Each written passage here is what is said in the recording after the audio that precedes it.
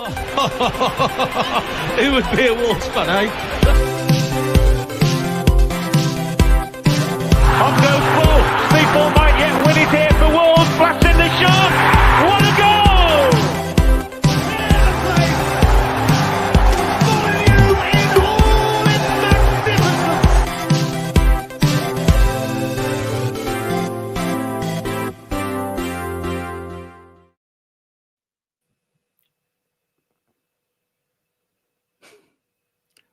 Hello, everyone. Rich seems to be in a world of his own.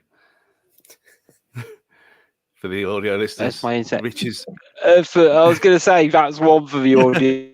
One's lovely, off to a great start. My computer is having all fun and games this evening, so apologies, ladies and gents.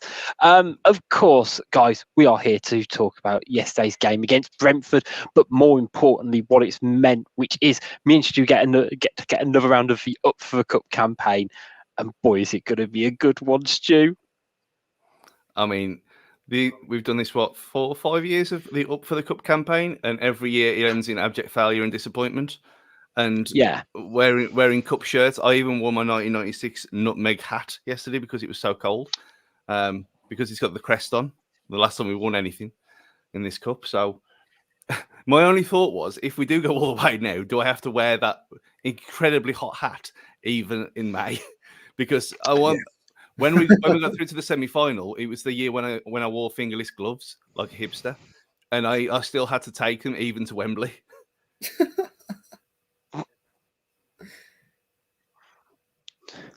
I mean, part of them would say, yes, you do need to wear it. The other part would say is, does it really have an impact on the 11 players on the pitch? If they can see me, I can see them. Maybe. If it's gloves. That's my thought. The precipitation in the air. If it's all focused on me, it's not on them, is it? So there we are. Think about it that way. Fab. I was going to say, also joining me, we've got Tom Gibson and we've got Jafo. Quick one with yourself, Jafo. Because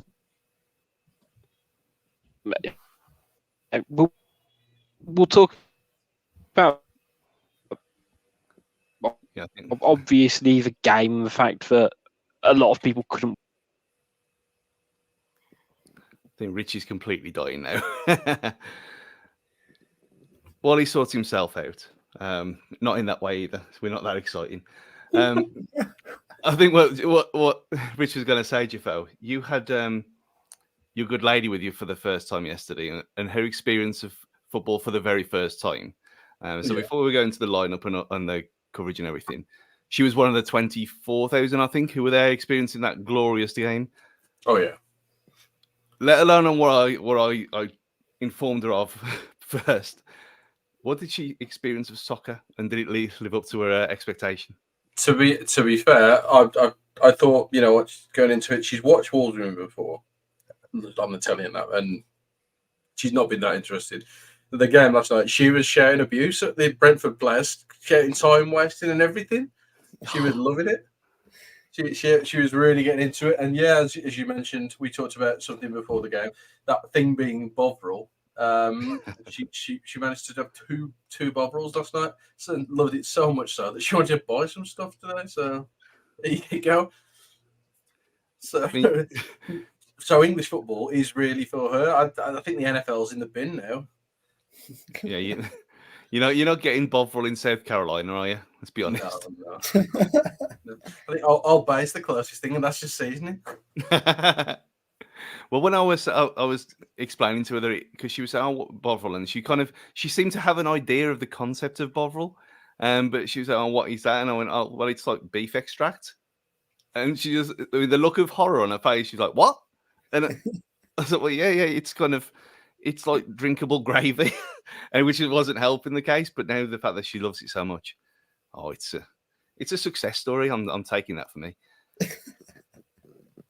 But we should something more serious matters. Were you always going to this game, Tom, or were we going to be one of the filthy losers who tried to watch it on a stream?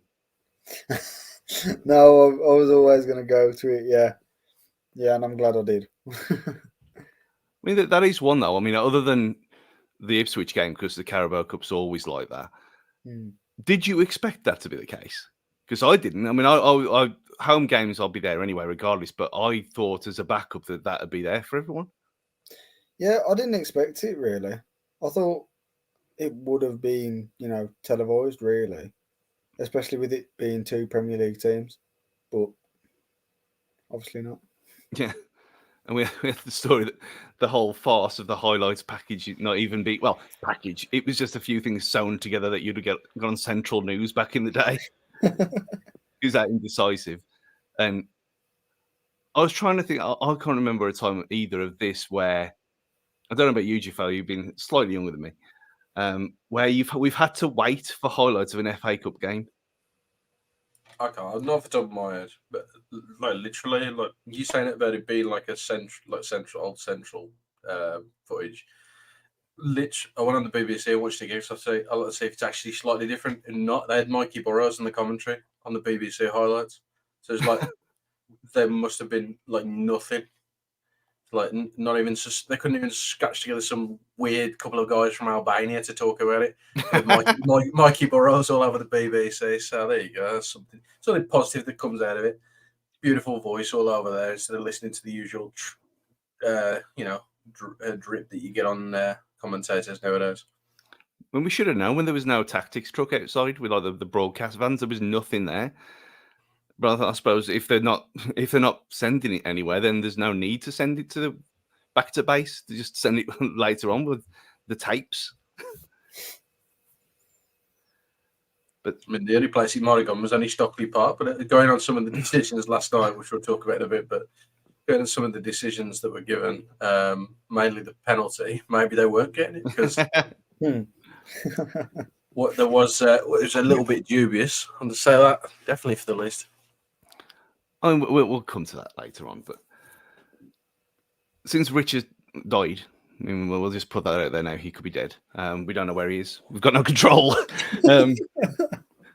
It's one of them lineups. Were you surprised by anything?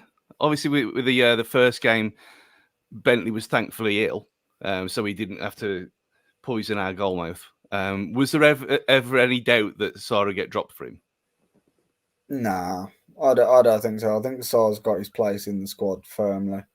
I think when Bentley's played, he hasn't done enough, in my opinion, to play in these cup games where most second keepers would. So I think Sarr's done everything right, and he deserved to keep his place. Yeah, I think it's reassuring as well that we are going with the number one keeper at all times, which it's probably not good for him, but he knew the situation before he came in, and I'd rather do it this way and take things properly and seriously, and than risk a ruddy situation again. But the man of the moment, Jafo, I know you've obviously we've talked about him before, but did you expect the sheer amount of abuse that young Joe Hodge got on Twitter yesterday before the game? No, not really. Because I mean, when you talk about what Hodge has done in the side before, he's never really put a foot wrong for somebody who's got his level experience, his age, and and how he's played in the football. He's always put himself in that professional sort of way. People like Jack Price, people who played in the Wolves side before. He's always ticked up things over, done things in the right way, done the basics right. I just don't understand why he would get abuse. I understand why people would be upset that he's starting over Mario Lemina, even with everything that's going on in Mario's life at the moment. But when somebody gets put in the side, obviously on merit, because there's no way that O'Neill wouldn't have put him in the squad if he hadn't been doing it in training, he hasn't been showing the qualities that he needs from him to come into the starting 11. Then I don't understand why people would have that, because O'Neill should be trusted in this moment because of where he is with the results and the way that the team's playing. So if he thinks he's good enough, then everyone else in that stadium should. So they should just say, get off the kid's back. And after last night, actually, I thought when he was on the pitch, majority of the time he probably played better than Tommy Doyle. I think he was a lot more tidy and kept the ball, whereas Doyle turned over possession, maybe not through his own fault sometimes, but say Hodge did well, and say people have got to let him play and trust O'Neill in the process. Yeah, spot on. I think some of the passing in from both sides really kind of screamed the fact that both sides haven't played football for 10 days. It just looked a bit wrong all over the place. But Rich, are you resurrected? Are you alive? I think so. I'm on my phone trying to get the laptop sorted at the same time, so you might see me jump between two very slightly different angles and a horrible echo. If not, we're on phone. But I think with Hodge, is it that he's a bit of a boring player? That and it sounds really harsh when I say it, but it's like, you know, he's not necessarily had a big standout game. His game is very much keeping the tempo, so to speak, and unlike, you know, Tommy Doyle, who has got a little bit more flair to him, whether it's just a bit more of an expansive passing range or the long range shots and things like that, he doesn't quite have that dynamism. So I'm curious, to be fair, how it's going to pan out with Hodge. And maybe he is someone like Luke Cundle, who just needs that loan move to a championship, build up their stock, build up their experience, to kind of elevate their game, because he's clearly got something about him. Because Jaffo's right, he wouldn't be playing if he didn't. I know we have got shortages with Gomez, Traore being unavailable, Lamina. Obviously, he's not been around the club for a while, so he is kind of that fifth choice. But at the same time, they've done something else otherwise. So it's a tricky one for me. Yeah, we talked in the pub before, and me and Jaffo, about is Bellegarde kind of play there with him to kind of help him through. It's almost like a 3-man midfield, and obviously that didn't happen because he played him up front, which was weird. But you mentioned him there about Tommy Doyle, and obviously he was the standout player in the first game.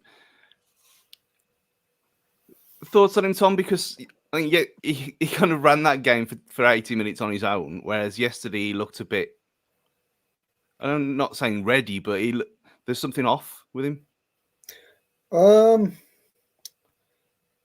think with Tommy Doyle, I think I think yesterday I would agree he was a bit off. Some of his passes weren't coming off, but I think that was the case with both sides, really. I think there was a lot of times in the game where we get the ball, we play 2 passes, and then you give it away, and then they play 2 passes, and then they give it away. So, yeah, but I think for the price we can get him at, I think it's about 4.3 million. Oh yeah, it's worth every penny of that. And I think it'll only get better. I think every game, every player's going to have an off game eventually. You just got to hope he puts it right, really. And he done well from what he had, and he just had some passes which didn't come off, really.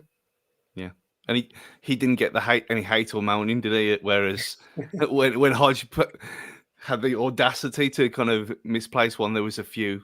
But it's Wolves out. We need a scapegoat. Which almost seems back. I know we got the running order there. There's not really much in the way of talking about individual players other than the craziness of the game. Jiffo, first goal. Yeah, it seemed to come out of nothing. Like, we could, for the first 20 minutes, we controlled the game, and you could just feel there's like a sense as soon as Brentford go forward, they're going to get a ball into the box, and because they got the big fuckers, because it's a huge team, they're going to create something out of nothing. And who does it land to? The Irish Maldini, apparently. Nathan Collins. And yes, it's a cracking finish touch, and you know, he's put it away straight underneath Jose Sara, tries to get across. Fair play, he didn't celebrate, but still a fucking wanker, and for doing that, for scoring. But I think you put it the best on Twitter, to be fair, when you said it was pantomime-esque in the boos, yeah. and I think that's what it was. I think it was just light-hearted. People look too much at it and think about the way that Núñez was treated, and it wasn't nothing like that. Nowhere near. Yeah, he's had a bit of a comedic reaction, and after a very good goal, I will say, I'll take that. thinking back on it, he's took it really well. And, I'm sort of happy that he's getting sort of a redemption arc after the first time we played him. And he had such a terrible performance. But fair play to him, he's done more. I mean, he can have a terrible performance in 3 weeks again if he wants to. I mean, there's nothing stopping him. If you feel like But it was. Did you boo Tom? Because there was a few people laughing about it. And that's why I said Panto, because around me and the Steve Bull Upper, there was as soon as people started booing, it was kind of twinned with laughter. Yeah, I didn't boo him. The only player that I've booed pretty much since coming back that I can think of off the top of my head is Nunes. Obviously because of how everything went down. But no, I don't feel like there's any need to boo him. I think even when we sold him, he said he didn't want to leave. Yeah. Don't get me wrong. I didn't think he was good enough when we had him. I thought there was always a mistake in him. I thought he was a bit dozy, I think is the best word. But it had to be him to score. And he could have had two. But, he took it well. So, fair play to him. But, still got through. So, that's the main part about it. Yeah. But I think still got through is the understatement, because how many, I was talking about this with one of my mates of a different club earlier on, and he was saying, like, you look at that result and you look at coming back like that. I know this is going to be music to Gully's ears, but we wouldn't have done that under Lopetegui because we didn't have the fight. This squad seems to have fight in abundance, and that equaliser from your man Semedo Jafo, it was extra special, wasn't it? I mean, he set it up, didn't he? Semedo knew he knew. He knew what was going to happen. He'd read the script. He'd written it himself. He called Harvey Weinstein and said, "Can we put the film on? Ready? I've got it all written out." The tweet where I'll see you, Molyneux, with Nathan Collins, and then beautifully, what does he do? He shrugs off Collins, taps it in after playing a nice little 1-2 with the goalkeeper, and then that picture, Collins on the floor crawling like Batafimbi Gomez when he used to do his lion celebration, looking exactly like that. Looking like an absolute clown. Fucking loved it. And Semedo loved it as well. Sure he went over and had a cheeky one thinking about that. But it can't happen to a nicer guy. His redemption arc, Semedo, in the eyes of fans, nothing's really changed. He hasn't really changed his performance and the level of performance over the last couple of years. But it's nice that people actually appreciate what he's doing and understand that we can have a player who's not Matt Doherty at right back. And I'll even say, like, earlier in the season, I came here and I talked about it. I thought maybe Matt should come in for a couple of games because he looked ropey at the start of the season. Semedo did. And say, I'll even eat humble pie over that one and say, I got it completely wrong. But I'm happy that Semedo is showing his qualities because he deserves it. And he's someone who's took a lot of shit off fans here throughout the years that he's been here. And he's, to be fair to him, he's never let his head drop. He's always just got on with it. And if he has dropped a clanger, he's gone back to it every week. Next week, he's started again. He's pushed himself. And, you can only commend that sort of effort and attitude because there's a lot of people who just would have not cared. And he actually, as a footballer, looks like he gives a shit. Yeah. Yeah, definitely. I think as well, like you say, that's the type of players that you want. And talking about like the fight, the team, especially from when we had Lopetegui, I think it's because as well, the start of the season, we had our back against the walls. And I think that's what suits us best, really. I think when people do underestimate us, I think that's when we do play best. When Semedo deserves his success, and he took his goal well, and, hopefully he can score more, really, because he has some chances, to be fair. Yeah, it's been over 50 games or something since his last goal. Just insane. But yeah, I think has he scored at Molyneux other than that Man United one? When there was like 4,000 people there. I think he might have got one, but off the top of my head, I can't think of one. Can't remember one now. I was going to say I'm apparently back now through the magic of technology. So I've just been like a ghost behind the screen watching on like 2 separate devices. So I'm like literally playing catch up with my thoughts right now. But Semedo, the goal was just so eerily similar to a Matt Doherty goal as well, in terms of it, like him just breaking through. And it was a ridiculous ball by Cunha as well. And like it just, I mean, he'll come up in conversation again because he scored the winner, obviously.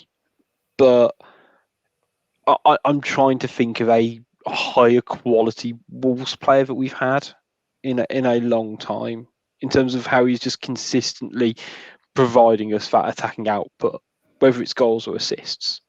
He is just simply one of the. It sounds bad. It sounds like such hyperbole when I say he's one of the best Wolves players I've seen. But how he is he's one of the best creators I've seen at Wolves in a long time. Yeah, when you're talking about Cunha, not Semedo here. Either or, but yeah, we'll go for Cunha. Yeah, I mean, you look at people like Giammattino and how incredible he was, and he never had the goal output. That was his problem. So you are talking about someone who's looking like an actual striker now, even though he's not a striker apparently. But he's so much more. It's almost like if we just did play him up front, he'd be wasted because he's got everything else to him. And this Cunha role that he has in the team, which is not a specific spot in the formation, it's perfect. It's absolutely perfect. But no other player in the squad could play that role. No, which kind of says everything about the man. It says a lot about what O'Neill's done with him and trying to mould him into this shape, that he's getting the goals and assists now. And I think there was a stat going around that he's had 10 goal involvements in the last 11 games. And it's there's fruit now. There's fruit that's been given to us, and it's all coming into fruition. Everything, all the hard work that's coming to players, he's coming out for a player who, when he signed for Wolves, I mean, we all looked at him and go, that's a lot of money. That's a hell of a lot of money that he's coming. It felt like sort of a January transfer gone wrong sort of thing, where you paid out the odds. But you look at him at the moment, he's worth every penny. And like you say, Rich, you've got somebody who can create something a little bit different. But it raises the question, after last night with Bellegarde playing at striker, we really do need a high quality number 9 who can play in there and have a little bit of pace. We just need something different just for that exact moment, because the balance wasn't quite right last night. And for everything that we did well and getting the result, something wasn't quite right about the way that team was set up. And there was just a little bit lack of pace, a little bit over 10-15 yards. We'd lost the ball too much. And it was a lot of the time where Sarabia would pick the ball up or Bellegarde and they'd want to turn back on themselves. And that kind of just slowed everything down. And I think that's the main talking point that comes for me out of the game is that how can they either identify somebody to come in or have somebody within the squad who can do that role and be able to carry the ball. Because as soon as Pedro Neto comes into that side, you see that little bit more. But he couldn't do that. He couldn't play in that central position as what we'd need. No. I think there was he's not on the thing, but I think Doherty. I thought Doherty was fine yesterday. I think people are being a bit harsh. I don't think he did anything particularly wrong, considering he's playing out of position.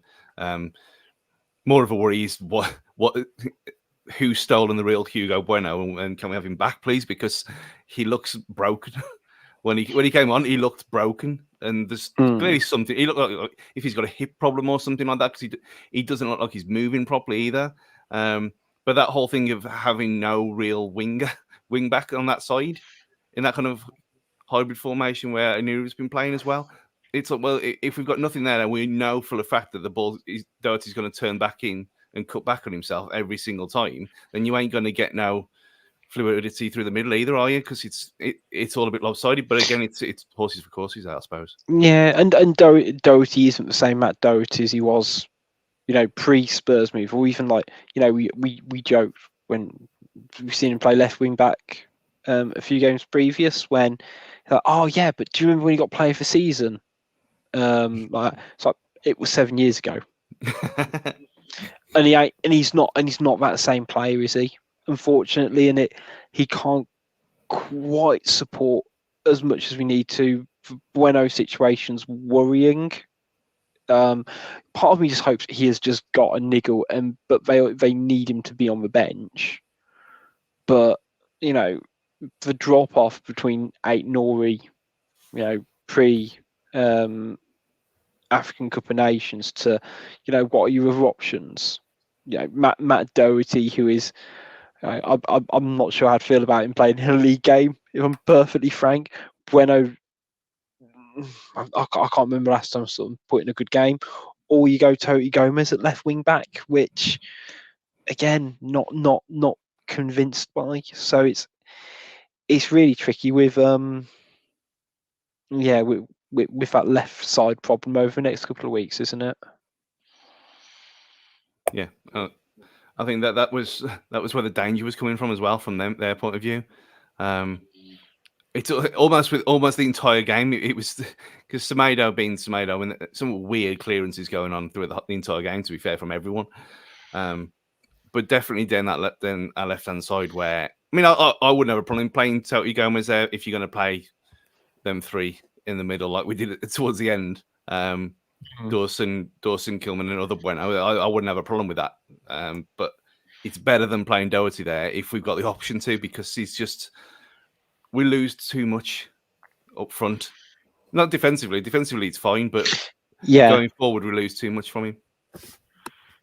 Yeah, I think that's it. Like it's that getting the ball through the transitions, and the thing that Aït-Nouri is so good at is working in those tight spaces and almost drawing players in to, drag them out of position. A lot of Aït-Nouri's best work isn't in the final third. It's kind of in the middle of the pitch, or even like very much in his own half, isn't it? But all of a sudden, he'll break 10, 15 yards and, go past, take 3 players out of the game with, a short dribble and a pass. And Semedo can do it on the other side as well, usually in a slightly less flashy manner. But you say the drop off of your backups is really felt, and fortunately there is enough quality in this Wolves side and enough grit and determination to when we go behind, they've got just about enough about them. Unfortunately we conceded another, didn't we? I was convinced. I would put everything on it that was offside, and it's probably got to be the closest one that I was wrong over, because it looked yards offside to me. Obviously on the highlights you look at it and it doesn't look that bad, but where I was almost in line with it, and it looked offside, and for him to take so long, I understand now because of how close it was, but it was like knife through butter thing, and we haven't been exposed defensively like this for a long time. I don't know what's going on there, Tom. Yeah, it was an interesting one, to be fair. But I don't know about you guys, but even when we did go like 1-0 down, and then when we went 2-1 down, I always kind of knew, you just knew we was gonna still go for it. Like you knew we was gonna have some sort of attacking threat. Definitely through like Cunha, for example, because of how much he drives us forward. But under Gary O'Neill, I think even if we do 1-0 down, I think we're always going to have a threat. We're always going to have more shots, and there's a different type of belief under Gary O'Neill. I think a lot of people would agree that he's brought a very much clinical side to us, I'd say. I think with the chances we have, we are looking at getting a lot more goals from what we create. Yeah. You only have to go back like 18 months under Bruno Small to think how naive and well, there was no guts, was there? As soon as we conceded, that was it, game over, done. There was no chance, but now there's a chance, like we mentioned earlier, there's a chance every time we go forward, and there is. I think that having belief in the stands as well helps. The nervousness is not there anymore. Well, it might be in 11 days, but But overall, you like you just said, Tom, that there does seem to be a belief that's back, and it's a weird feeling. Yeah, definitely. I was talking to someone yesterday, and they said like they feel that Gary O'Neill's bringing like good times back, like similar to how Nuno did. I still think Gary O'Neill's got a lot to do before we can put him really in the same sentence as what Nuno done with us. But I think in terms of the belief and getting behind the group, I think a very much family community feel has come back to Molineux, definitely.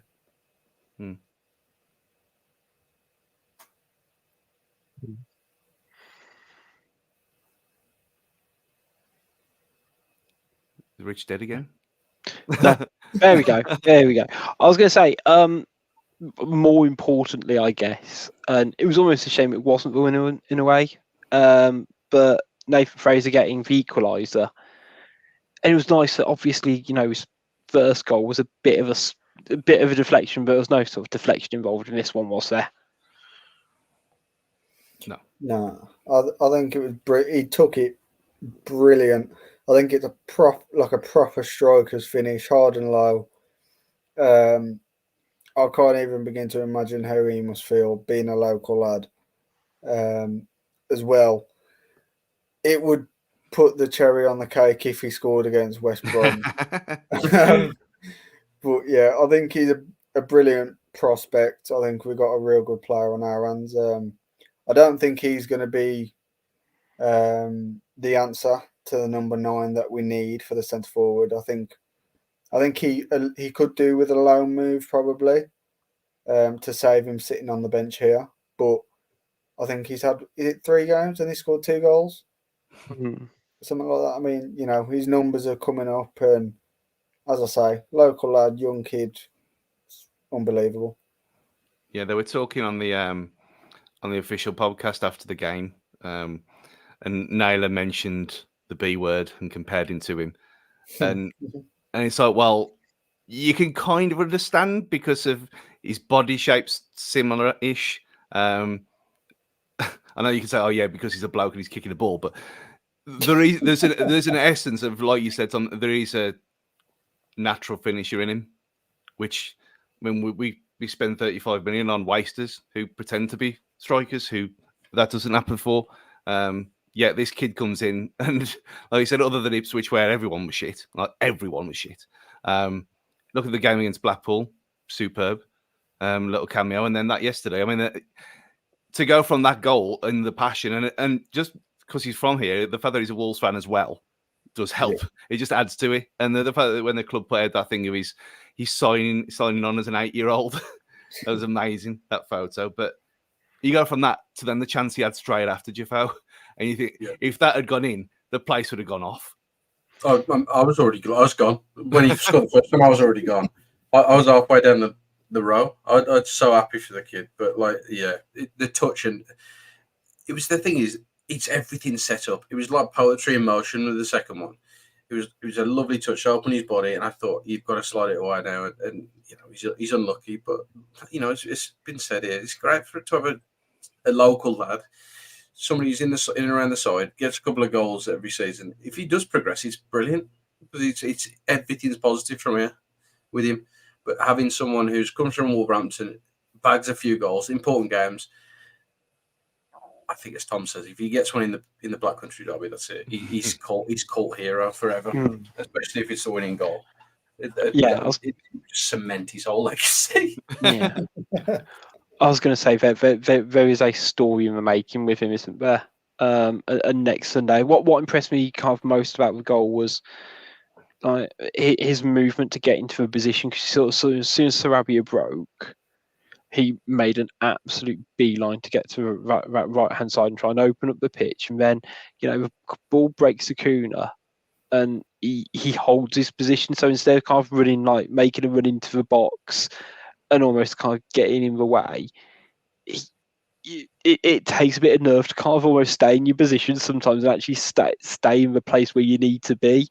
And whether that's instinct, whether it's good coaching or whatever, it could be very, you see it kind of more often than not when a player doesn't kind of go in right positions to fly. Unfortunately, he benefits from having, a very creative player in Cunha to, pick the pass as well, of course. But but what a goal, what a moment. And then rolling extra time, it's back and forth, isn't it? And and Wolves get a penalty. And there was a bit of handbags. We'll go for handbags, I think, at best, because I know it's a little bit caveman. I don't half love it when our players back each other up sometimes, and seeing Semedo just barge through players to protect Neto did hit me in the feels. I'm not going to lie. I mean, I couldn't believe that I was the only one who saw what happened. Like, Andy, I mean, let's be honest. The graphics on the screen yesterday were ridiculous, and I don't know if it was just because it's an FA Cup and it's a different company doing it. Who knows? But to not let anyone know what the hell's going on, like there was no.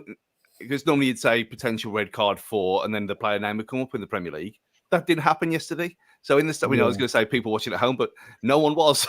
Maybe that's why they couldn't be asked.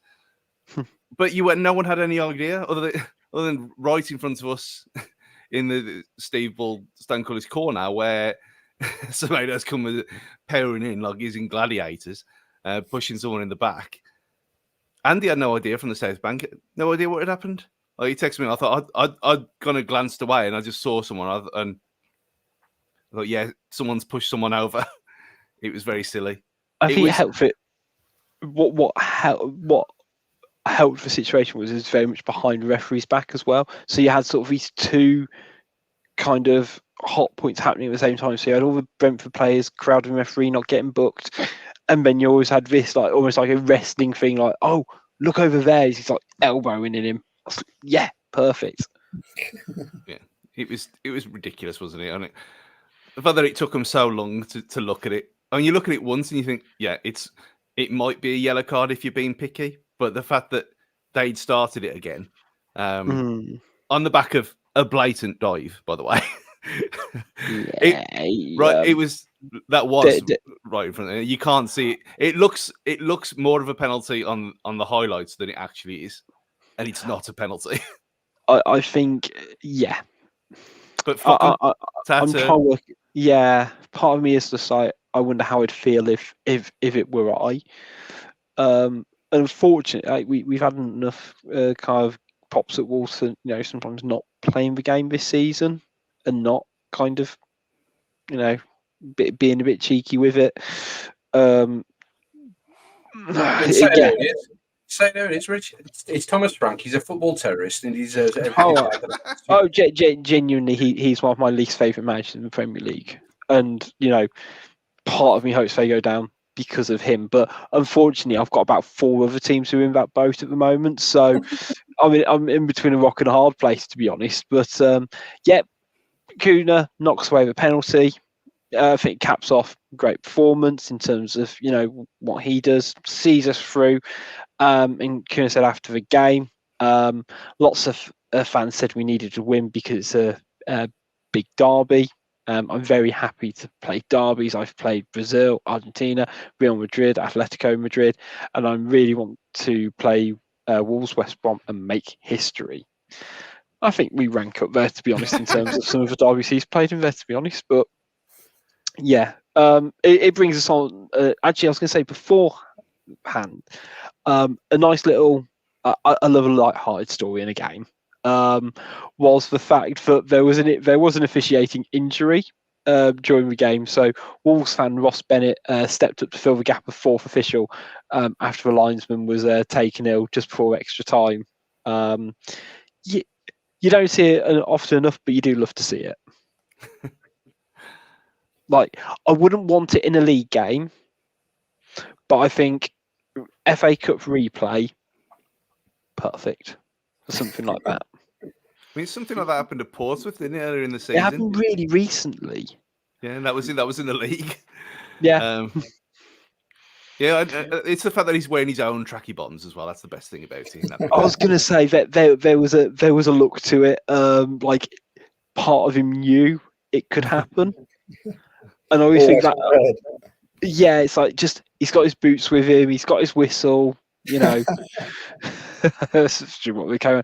But anyway, so obviously Wolves are through to the fourth round against West Brom. Away from home, we've got a amazingly early kickoff a week on Sunday. We will be doing preview stuff next week, so I don't kind of want to go right into the bones of the game and what we're kind of all expecting from it. But one thing I was going to ask yourselves is, what does this game mean? Or, I was going to say mean for you personally. I was going to kick it off with a clip from Little Dan. So from the last time we played them, we were talking about it was, you know, who don't we like, who's played for the Albion, and Hoops, who was presenting at the time, asked a fairly simple question, which was, are there any players you secretly admire? And Dan expressed his true views on West Brom, and I'll throw back Chevron with you now because I think it resonates a lot with people. And any players that you either hated, I know the play for Albion, I get that, but just to add an extra dimension, or any players that you grudgingly respected as well over the years? No respect. Nakers. There's no respect. There's pure hatred for these bastards. Everything I despise in life, they sum up in a flipping blue and white striped pigeon badge wearing ensemble of just disgustingness. I hate that club. I hate everyone that's involved with them.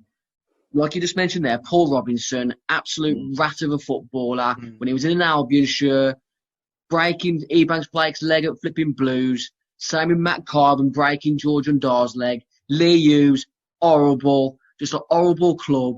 Just fuck them off. Gold. Just Brilliant. 10 out of 10. No notes. Brilliant. But I know, Stu, I know you've been posting a couple of things online in the last 24 hours in terms of, obviously the lines between banter and offensive-ness and things like that, but there's a genuine spice and aggro to this derby. The fact that it is on at quarter to 12 sort of surmises it, doesn't it? Yeah, and it's... I mean, for me, I've gone backwards and forwards over it for over the years as well, because there was a time where we didn't play them. Obviously, when we were awful and they were up there doing in their Premier League stint where they did fuck all. So who cares? 8th is an achievement, apparently. But yeah, there was a time where I hated Blues more than them because they were who we played all the time. Recently, it's been Villa, but it's always going to come back to them. And it's weird though, because at the same time as detesting them and hating them and knowing what they do to us all the time, and which is why I didn't want this game to happen. And I'm not even saying, everyone knows my thoughts on the blue and white curse. It's just, it is what it is. It's got to end sometime, surely. I mean, it hasn't happened in the 100 years of our existence, but just once, it does happen every once in a while. It drops a little bit. I don't think, thinking of it off the top of my head, in our lifetime, there's never been a bigger gap between our quality and theirs at all. Even in the Premier League, we know fans, they were still in the same league as us, albeit not for very long. The gap between us at that point wasn't huge, was it? Realistically, No. Yeah. So it's one of them, and in a way, it's strange because I'd rather go for a pint with one of them than a Villa or Blue Nose, but not in the next 11 days, not a chance. And I think that the funny thing about it, the fact that as soon as anyone's attacked this derby, we've both come together across the divide to shake hands and abuse everyone else together, and it's utterly bizarre. But this game is evil. Like I said in that tweet, it's the definition of evil. The fact that he has to kick off in the morning, it's that bad. And I think that Sunderland Newcastle was bad the other week. And that's what all I said was, for people who didn't see it, don't be homophobic, don't be racist. Everything else, fair play. Death threats, bestiality, incest, all the accusations you want. It's all banter. It's all a bit of a laugh. It's not real life. Don't be a dickhead. Just do it online. It's all fun and games. And that's what it is. But from going from not wanting this game, I now can't wait. And the fact that well, the tickets are going on sale in the morning. I've already said that I'm doing nothing between 9 and 15:15 in the morning because the tickets are going to be booked. Simple as that. Work your wait. Yeah, and yeah, but it's such a fascinating derby. I mean, one thing I will say, and look, there's still stuff I want to talk to. I've delayed proceedings long enough today, but saying Wolverhampton's not in the Black Country. Fuck it, let's get into it because it is. It is, unfortunately. Look, I mean, there's a couple of different ways you can view it. Look, we could do it on like the greater, region west of Birmingham and the economic boroughs that now exist and have existed for multiple decades now, or we could go off coal seams that developed 300 million years ago. I personally think we go off, the structure that's kind of developed in the last 20 odd years in terms of how it is, and also Bilston and Wednesfield both get classed as the Black Country. Both of them are in Wolverhampton. Yeah. So and the parish map of 1830 has both Wolverhampton, Bushbury, Tetnall, Walsall, West Brom, Tipton, Sedgley, Handsworth, Aldridge, Walsall. Black Country. Stop being silly bastards. I don't know. They've got a Birmingham postcode if they want to play this game. Yeah, they've got a stand named Birmingham Road. I mean, I'm not going to get. I mean, we've got Waterloo in ours, so. But just, I mean, I'm not going to get into postcodes because you can't. That's class in Aberystwyth in Shrewsbury then, and but it's just Wolverhampton is in the Black Country. Full stop. It is defined. Yeah, I think it is like fairly defined now, and even if you go off the geographic stuff, it still touches upon it. It's still classed as a wider region.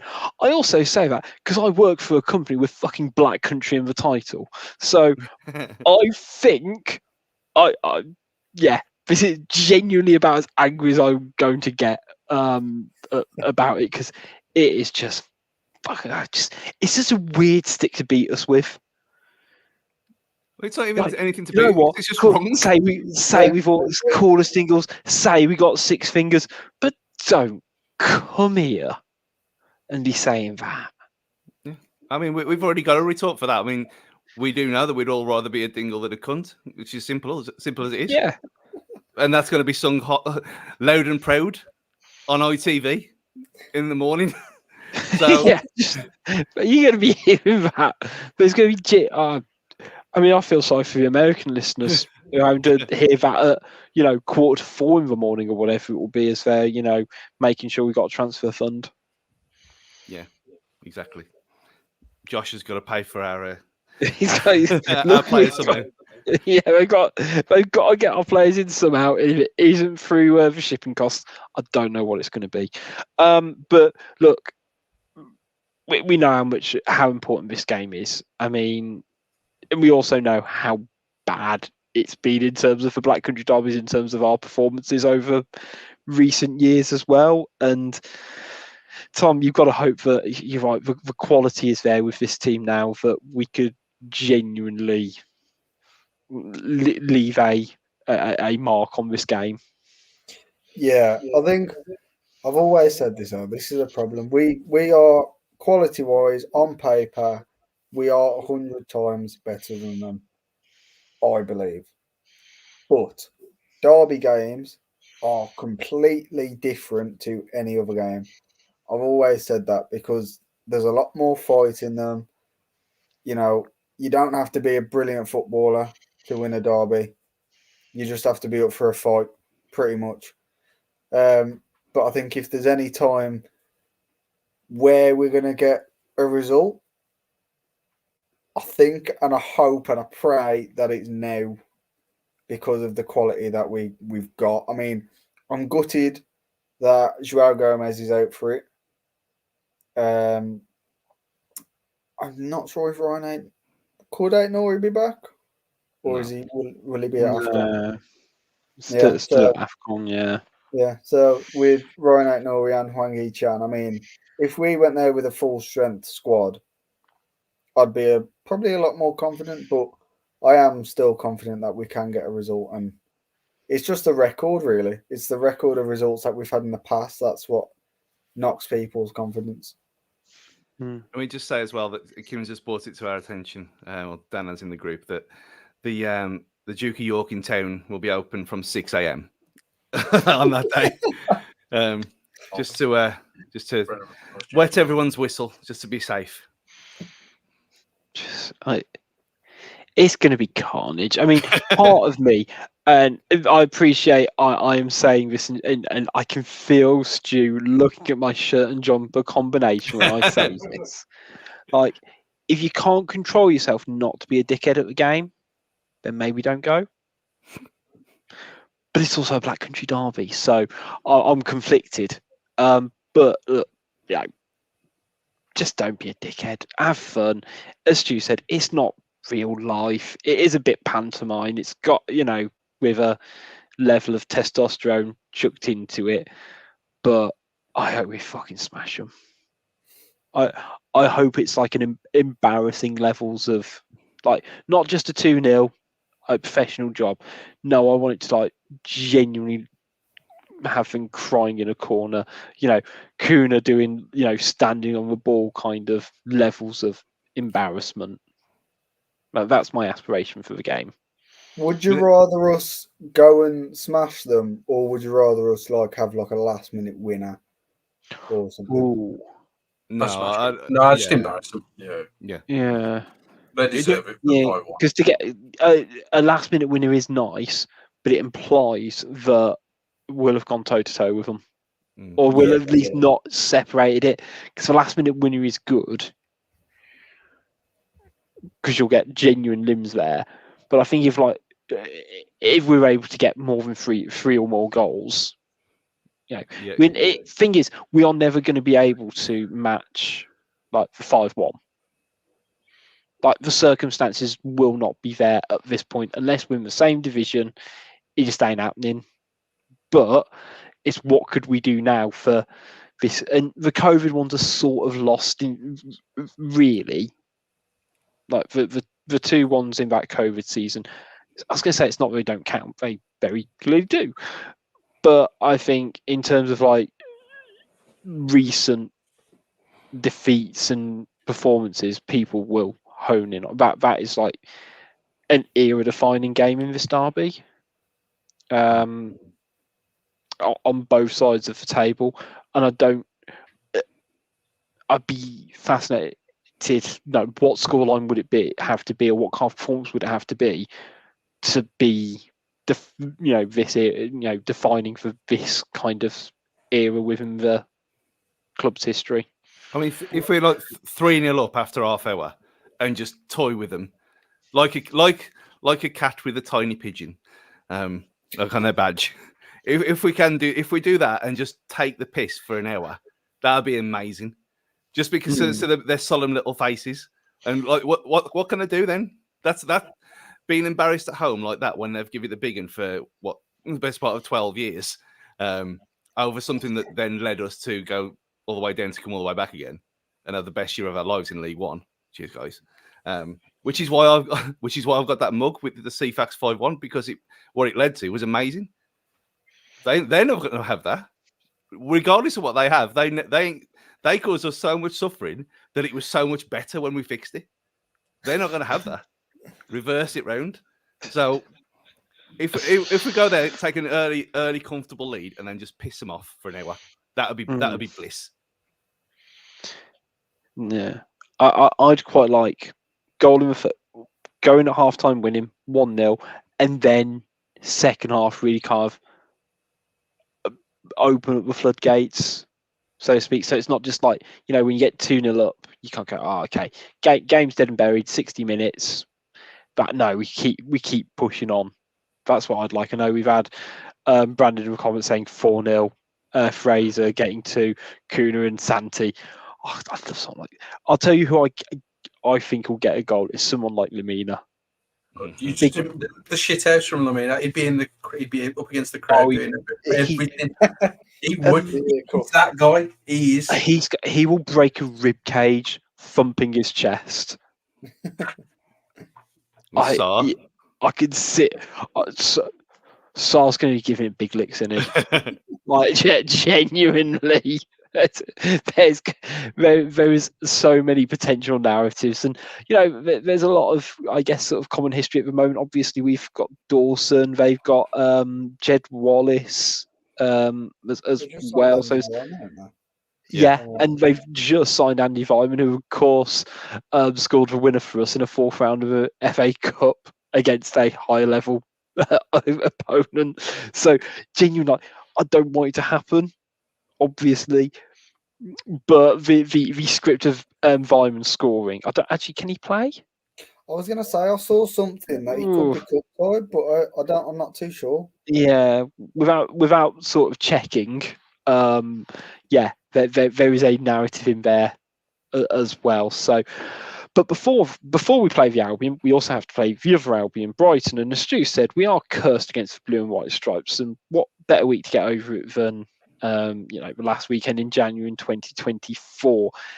Let's be honest, our record against them is fucking awful. Out of the last 11 games, we are just shocking. We've won two out of the last 11 against them. In terms of the last 3 games, we obviously lost 4-1 to them at the start of this season. In April, we lost 6-0 to them, and we lost 3-2 to them in a very bizarre game last year as well, where I don't quite know how we genuinely managed to stay within 1 goal of it. It was genuinely, they deserved to be about 4-5-0 up in that game, and we did not deserve 2 goals. But this might just be my toxic positivity now from Gary O'Neill. I don't think there's an awful lot in it. They have they've come to a bit of a crossroads, haven't they? All their superstars. I mean, they're saying that Mitoma has got his usual torture routine ready for us, but they're not. They do seem to have dropped off a little bit this season compared to where they've been the last few. And I have been to that place where we the 1-0 own goal, and when we won over Christmas last season. Was it 2 years ago?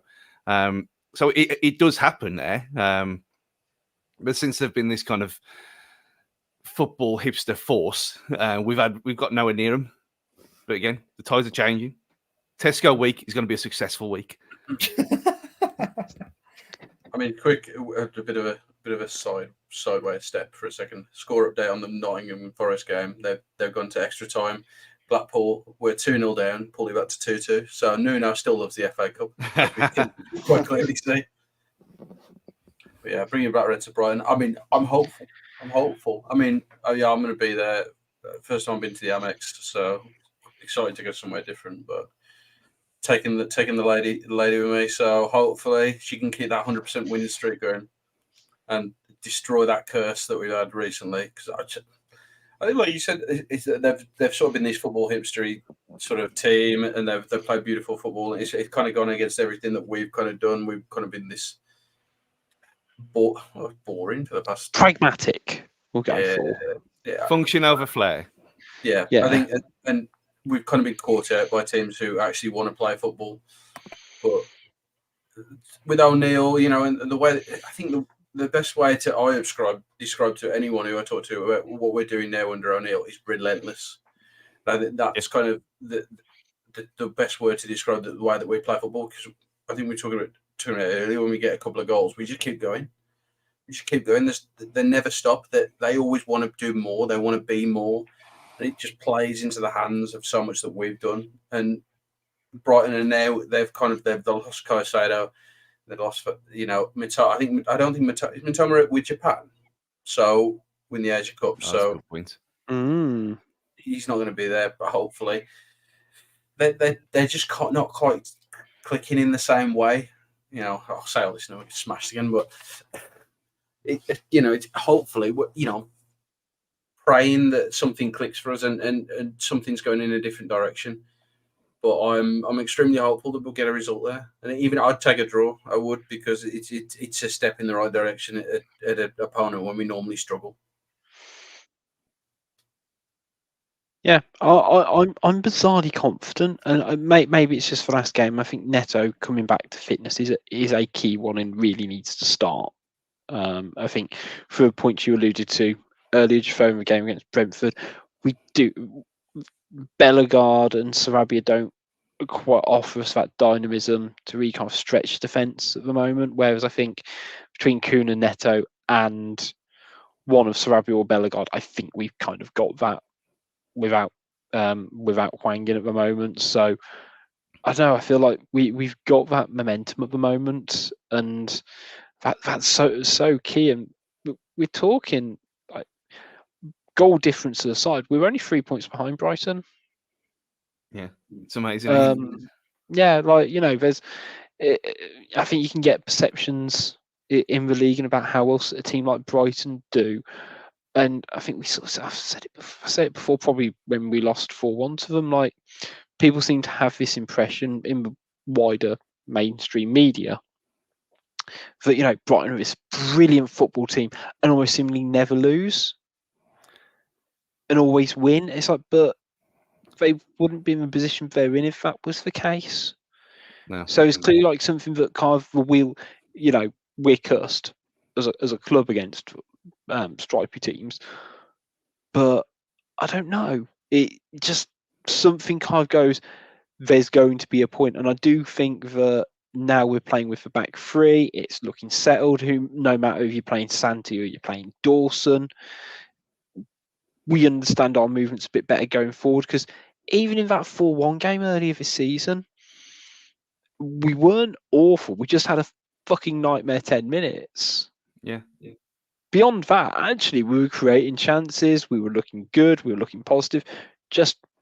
We just completely broke down for 10 minutes, which fortunately is all they needed. But even you compare the team from then to now, and it's night and day difference. We've got backbone now. I mean, there we're more like seahorses. It was just like completely pointless. I mean, can you, as an aside, can you put this comment from Still With Thee on the screen about Little Dan? I saw Little Dan at a pub, and it looked like he was going to bite me, so I didn't say hello. Harsh. We'll go. Yeah, just that's one for a mug. As the follow up, I'm like a foot taller, and I still felt like he was looming over me. Yeah, like right. wolves over a pigeon, which is what next week will be. Exactly. I was going to say just to wrap up the show. There are fixtures going on in the league. They're doing this weird thing. I say weird thing, very actually sensible thing now to kind of give a bit of a break. So we had half the fixtures last weekend. Half fixtures this weekend. So in terms of the other games going on, we've got Arsenal Palace, we've got Brentford Forest, Sheffield United West Ham, Bournemouth Liverpool, and of course us. I think probably the most interesting one for us is maybe that Brentford Forest. I don't know if they're a bit below us now, but or maybe the Sheffield United West Ham and really kind of push us into that mid-table position. Yeah, Sheffield United is the one I was looking at there because when you look at West Ham again last night, Old Moisey's getting a bit of flack for that result, and rightly so, to be fair. And they are a bit up and down. And Sheffield United have got the one of the best players in the Championship last year. Was it last year or the year before he moved away? Yeah, they've signed him now, so he's. It's quite an intriguing game because West Ham are so West Ham. They could be awful for 89 minutes and then just win. Yeah. I mean that we talk about Wolves being functional over flair. I mean that just they just anticipate. It's they've just got such a healthy knack of just getting wins, and I think obviously if you watched Gully's tactical analysis of the Wolves West Ham game, and he laments West Ham quite a bit, and I'm kind of very much for, yeah, but they scored 3 goals. They do enough to get goals, don't they? They're not a good side, apparently. But yeah, yeah, it's sometimes hard not to be a good side and be 20th in the league after 20 games. But then again, I sometimes think the same thing about Aston Villa. Be honest, but I genuinely don't quite know how they are third in the Premier League. 2 points off the top, like with playing an extra game. But it's what happens when you win football games on a regular basis. But yeah, so interesting games, fellas, coming up. Very quickly, should we do some score predictions for Brighton? Go on. 1 each. 1-1. How about you, Jafo? I'll go. I'll be confident. I'll get 2-1 away win. Ooh, that very confident. You got lady luck on your side, so you. Yeah. Tom, how about you, mate? I'll go 1-0. I'm going to say Cunha to score. Yeah, you know what? I'm feeling lucky. I'm going to go 1-0, but I think it's going to be Neto. It's my shout, and that's going to sort of drive us through this, sheer positivity from Monday to Sunday. But we're going to be back on Tuesday to talk about the Brighton game, and we'll also be back later in the week to do a preview of the Albion game as well. We'll obviously be doing lots of social stuff and hopefully a few more videos and stuff like that in the next week or so post Brighton around the Albion game as well. So I think, fellas, it's going to be a very exciting week down WV, isn't it? Yeah, I described it as like it's Albion Advent. It's just countdown every day. Oh, it genuinely does feel like, I say from a comms perspective, it is just going to drive the Midlands media for the next week, to a point where it feels like unless this if we lose to Brighton 1-0, no one's going to care. No one is going to give an absolute shit. Whether it's fans or media. I mean, it was a struggle, obviously, for people care about a Brentford game because it wasn't shown anywhere. But yeah, I think people just go, cool, right, move on. Let's focus on the big one. So yeah, we'll be on at Wolves Fancast on here, there, and everywhere to keep you updated, of course, on Brighton and the Boggies.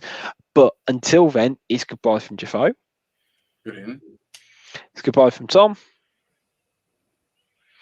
It's goodbye from Stu. Positivity. Goodbye.